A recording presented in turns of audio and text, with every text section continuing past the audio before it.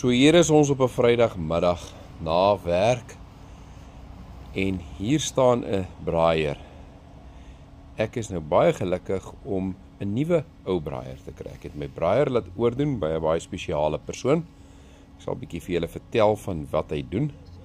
Maar hier gaan hierdie man en hy sê vir my, maar hy kan hom mooi vir my maak, 'n nuwe bak insit want hy's klaar uitgebrand.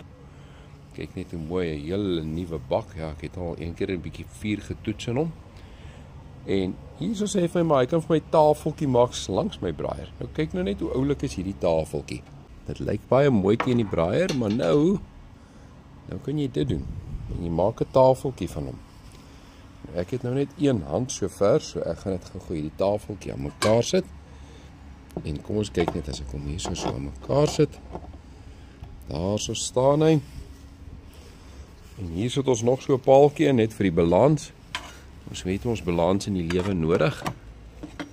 En daar so is die paaltjies nou in. Nou kyk nou net hoe mooi lyk hierdie braaier nou. Ek is sommer nou opgewonde om te braai vir 'n slag. Nie dat ek nooit opgewonde is vir 'n braai nie, ek's altyd. Maar ja, hierso gaan ons lekker braai. 'n Tafeltjie met lekker kossies op. En jy kan daar braai en later slaan jy weer jou tafel af. As jy nader aan die vuur wil staan, maar jy kan jou kos hier so regmaak. Kyk net hoe oulik.